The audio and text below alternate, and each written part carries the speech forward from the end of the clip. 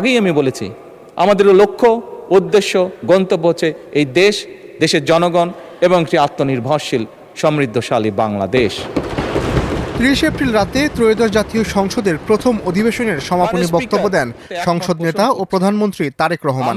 গত প্রায় ১.৫ মাস ধরে এ সময় তিনি দেশের সমসাময়িক ও আলোচিত বিভিন্ন বিষয় নিয়ে কথা বলেন। জাতীয় সংসদ সকল আলোচনার কেন্দ্রবিন্দু উল্লেখ করে সমস্যা সমাধানে বিরোধী দলের সঙ্গে আলোচনার বিষয়েও কথা বলেন তিনি। এই প্রস্তাবটি তারেক রহমান বলেন, সংসদে সরকারি ও বিরোধী দল কাউকেই ব্যর্থ হতে দেওয়া যাবে না। দেশকে এগিয়ে নিয়ে যেতে হবে, উভয় পক্ষকে একসঙ্গে কাজ করতে হবে। উভয় আমরা বলেছি, সমগ্র বাংলাদেশ এই সংসদ তাকিয়ে আছে, সমগ্র বাংলাদেশ এই সংসদের দিকে তাকিয়ে আছে একটি সুন্দর ভবিষ্যতের জন্য, তাকিয়ে আছে একটি সমৃদ্ধশালী বাংলাদেশের জন্য, মাননীয় স্পিকার। এবং সে কারণেই আমরা মনে করি এটি হয়তো বোঝার ভুল হতে পারে বা দেখার ভুল হতে পারে, হতেই পারে, মানুষ মাত্র ভুল হতেই পারে, কিন্তু আমাদের পক্ষ থেকে, সরকারের পক্ষ থেকে মাননীয় স্পিকার, আমি বলেছি, আমি বলবো এবং বলছি, ইনশাআল্লাহ ভবিষ্যতেও বলবো, এখনো বর্তমানেও বলছি, আমরা চাই আমরা একসাথে কাজ করব।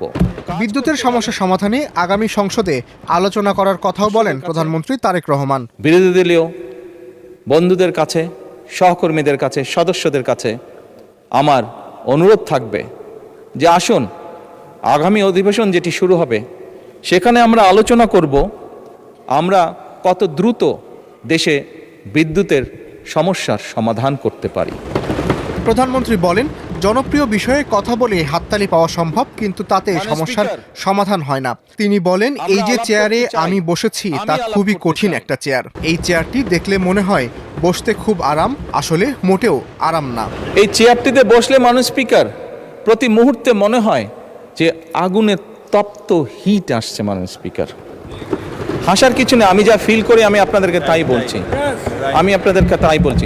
মাননীয় স্পিকার, এই চেয়ারের থেকে উঠে দাঁড়িয়ে আপনার সামনে বক্তব্যে আমি হয়তো অনেক পপুলার কথা বলতে পারতাম, যেটাতে আরো অনেক বেশি তালি হতো মাননীয় স্পিকার, কিন্তু এই চেয়ার আমাকে বলে যে আমি সবসময় পপুলার কথা বলতে পারি না।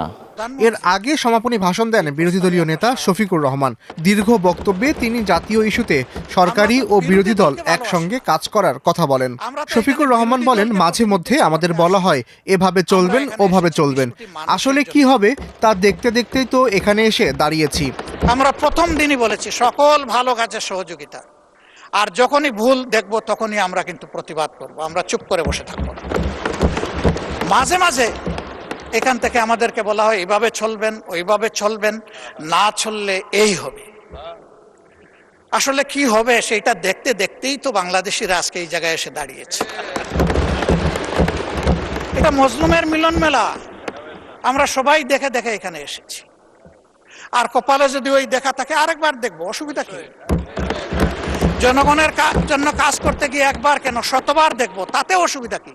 পরে রাষ্ট্রপতির ধন্যবাদ প্রস্তাবের উপর সাধারণ আলোচনা সর্বসম্মতিক্রমে জাতীয় সংসদে গৃহীত হয়। এর মাধ্যমে শেষ হলো ত্রয়োদশ জাতীয় সংসদের প্রথম অধিবেশন। গত 12 মার্চ থেকে শুরু হওয়া অধিবেশনের 25 কার্যদিবস ছিল নানা কারণে ঘটনাবহুল। এই সময় 94টি বিল পাশ হয়েছে। ছিল জামায়াত নেতৃত্বাধীন বিরোধী দলীয় সংসদ সদস্যদের ওয়াকআউটের ঘটনাও।